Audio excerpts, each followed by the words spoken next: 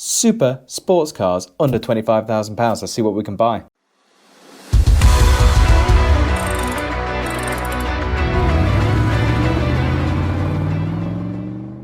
The first car is the Maserati GranTurismo. Now, there's been a few variations of these over the years, all absolutely stunning cars. We're going to be looking at the earlier years. Between 2008 and about 2011, there are two engine and gearbox choices here, the earlier one being a 4.2-litre V8 developed with Ferrari, and then the GranTurismo S was introduced with a larger 4.7-litre V8.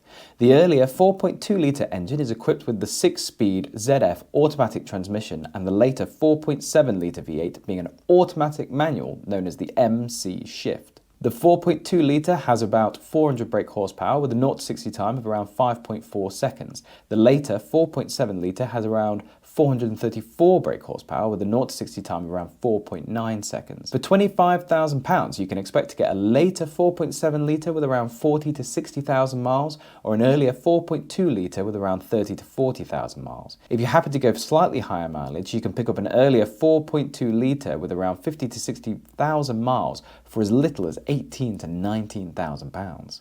Now let's look into some of the running costs. Road tax on both versions comes in at £695 for the year.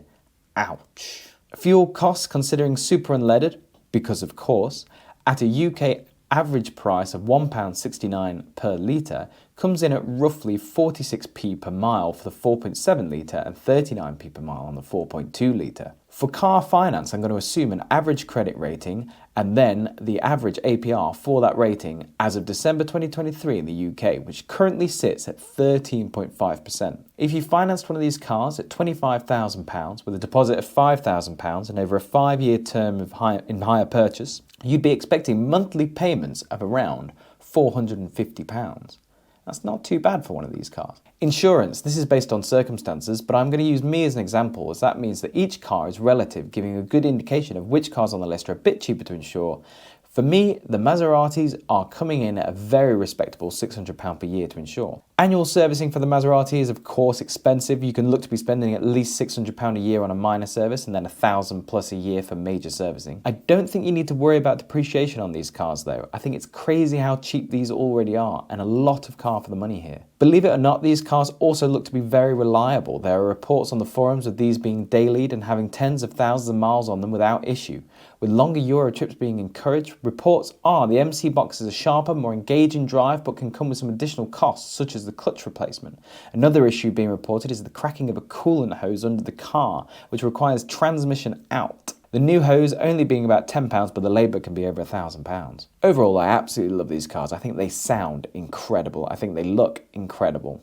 And at that price point, I would love to have one in my garage. I've always wanted these ever since I first saw one. Next is the Jaguar F Type. We can't get the V8 on our budget, unfortunately, but we can get a very nice V6 or V6S, which is a lovely car. We're going to avoid the inline 4.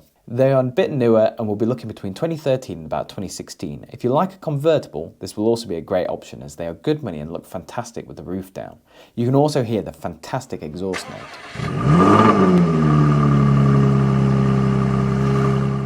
These cars come in automatic or manual form, the manual being a bit rarer as less than 1 in 10 were sold with a manual gearbox. But for those who enjoy the involvement of a manual, the V6 and the V6S offers this. The V8 does not, which is a great plus for these smaller engines. The V6 has 340 brake horsepower with a 0 to 60 time of 5.1 seconds, and the V6S comes in at 380 brake horsepower with a 0 to 60 of 4.8 seconds. For £25,000, you can expect to get a 2014 to 2016 V6 with about 20 to 40,000 miles and the 2014 V6S with about 40 to 60,000 miles. The V6S being slightly older and higher mileage than the equivalent V6, but you get that extra power. Running costs for the Jags. The road tax for the V6 is £365 a year and the V6S is £395 a year. Much cheaper than the Maserati. Fuel costs, again, running super unleaded at £1.69 per litre comes in at 23p per mile for the V6 and about 25p a mile for the V6S, as the MPG figures between the two aren't that different.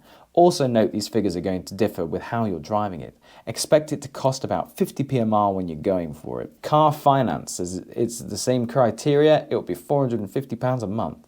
Insurance, again, going to be using my circumstances, so this can give a good comparison against the rest. It comes in at £785 a year. This is more than I was expecting and slightly more than the Maserati. Annual servicing on the Jags can be expensive on the bigger years. Expect to pay about £900 for a big service and £600 to £700 for an interim. You may be able to get it a bit cheaper by going to an independent. There may be some scope for depreciation on these as they are lower mileage and slightly newer. Once you've added a few thousand miles to it, you could expect it to drop a few £1,000. The cheapest V6s I can find at the moment are about £18,000 to £19,000, but they have about 80 to 100,000 miles on them, so they've been driven. There's plenty of room for you to enjoy them though, without worrying too much, as they are made to be driven. Reliability, I couldn't find much in the forums to be too worried about. It looks like if you keep driving them, they can give you many thousands of carefree enjoyment.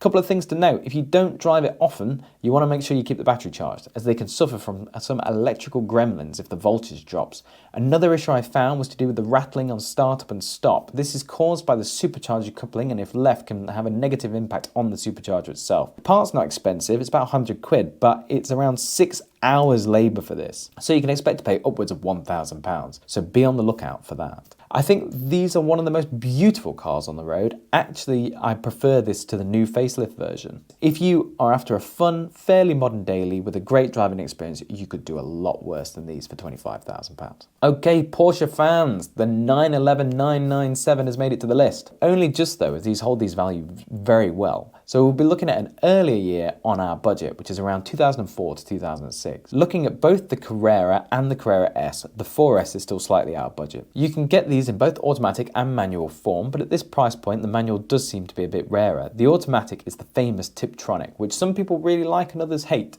This seems to be down to personal preference and the sort of miles you think you're going to be doing and how you're going to drive it. It's a normal torque converter rather than an automatic clutch seen later in the PDKs. The Carrera comes with a 3.6 litre flat six with 325 brake horsepower and a 0 to 60 time of 5 seconds. The Carrera S has the 3.8 litre flat six with 350 brake horsepower with a 0 to 60 of about 4.9 seconds. For £25,000 you can expect to be able to get a 2004, 2005 Carrera S with around 50 to 60,000 miles, or a 2005, 2006 Carrera with around 50 to 60,000 miles. The Carrera S does look to be a bit more expensive on average, but that is expected with the bigger engine and the higher power output. It'll also be better specs on standard. Running costs for the Porsches. If you get a mid-2006 or later, you're looking at the higher tax of £695 per year. However, an earlier one, 2004 to early 2006, gets a much nicer £395 per year. So that's definitely something to take into consideration. Fuel costs are about the same for both the Carrera and the Carrera S when looking at their combined figures, looking at around 22 to 23p a mile, using super unleaded at 169.9p per litre here in the UK, which is very similar to the V6 Jaguar. Again, with this car, if you push on, expect to double that figure. Car finances with the previous two, £450 a month on a £5,000 deposit. Insurance, looking on the same details as the previous cars, comes out at just £440 for the Carrera S. I can't believe that that's the price for that. I pay more for my Mini on insurance than what I would for a Carrera S. Half the price of the Jag, and if you get an earlier version with lower tax, that makes this car look very appealing. I thought the servicing on the Porsche would also be extremely expensive, but looking around at a few specialists, the prices look very fair. Expect around £250 to £300 for a minor service and around £450 to £550 for a major one. I don't think you even have to worry about depreciation on these. I have a feeling if you buy well, look after it and use it quite a bit, it could hold its value. They look like an excellent buy at the moment for 25k if you get a good one. Reliability. This is an interesting one, as the majority of the issues I found relate to those earlier 997s that are within our budget here. For instance, the IMS bearing, you've heard about it. That was fixed from late 2006, so before that it could be an issue, but it affects very low numbers of these cars.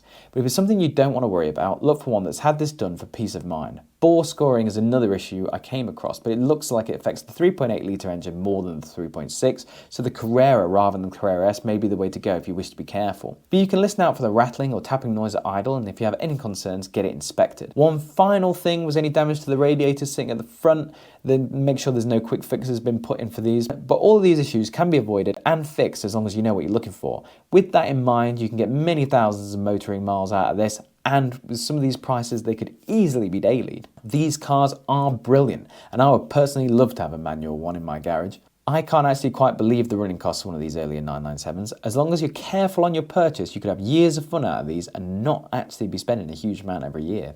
I may be looking to get one of these soon, so watch this space. Moving on to the final car in the list is the absolutely awesome Aston Martin V8 Vantage. As you may know, If you've seen my other videos, I'm a huge fan of these. With our £25,000 budget, we'll be looking at an earlier example, around 2006, 2007 car with a 4.3 litre engine. You can get these with a manual or automatic gearbox. The automatic is known as the Sport Shift gearbox, which was an automated manual rather than torque converter. And again, people have mixed feelings around these. Some absolutely love it for their driving styles, but personally I'm a massive fan of the manual in these Vantages. The 4.3 litre Vantage has 380 brake horsepower with a 0 to 60 time of around 4.8 seconds. For £25,000, you can pick up a nice example 2006 car with about 50 to 60,000 miles. Running costs for the V8 Vantage. I've done a full video on all of this and I'll put a link in the description. But for the tax, it's not cheap. They come in at £695 for 12 months. I believe there may be a 2005 car that you can get which will halve that tax, but I've not seen one for sale. Fuel costs in this car come in at about 48p a mile using super unleaded at the UK average, but these cars are thirsty. This is even higher fuel than the Maserati and the Jag. And when you're going for it in this car, expect to be paying higher still. I would actually consider the fact you might be in single miles per gallon on this car if you're really pushing on, especially on track use or anything like that. Car finance is the same on this, £5,000 deposit, £450 a month over 5 years on hire purchase, same price. Insurance, I'm checking this with the same details in the current market as of December 2023, and the cheapest I'm getting is £1,055 for a year. That is the highest quote yet. Servicing costs on the Aston are expensive. I've used both main dealer and independent specialists. My cheapest service bill was around £850, with the most expensive being about £975. Which, when you compare that to the cost of the Porsche, the servicing is quite incredible, but not too dissimilar to the majority of the services on the Jag and the Maserati. I am sure there are some independents available that can bring that down though. Depreciation on the Aston shouldn't be a big concern. They've stayed around the price for a few years now. I bought mine in 2020 for around £28,000 and that had 50,000 miles on the clock. And now the same sort of car you can get around £25,000, so they come down a bit, but I can't see them coming down much more than this. The Astons have always had a bit of a bad reputation for reliability, but mine was faultless for 3 years and about 10,000 miles. I made sure to buy a well-maintained example. As they've started to come down in price, it's becoming more important to make sure that they've been looked after, and they should give you years of fantastic motoring and many thousands of miles. The big one to look out for is the clutch. I believe the auto boxes go through them faster than the manuals. However, I was told that Aston can see the wear of the auto clutch, and the manuals, however, you don't know until it's gone. I think around 60,000 miles is the wear point of a clutch, so you're going to want to see evidence of a clutch replacement at around 60,000 miles, as they're £3,000 plus to get replaced. They are very much a car that likes to be used. Having it sit in the garage for long periods, you'll start to get some issues cropping up. I think these are still one of the best looking cars on the road, and the sound of that V8 is incredible. Even though you'll go through so much fuel, miles per gallon is really what it's about in this car. In fact, I challenge you to park this car up anywhere and not look back at it. I bet you can't do it. Thanks so much for watching, guys. If you want to see more videos like this, please make sure to like and subscribe, and make sure you comment with any other cars you'd like to see these videos of. Thanks again. Bye.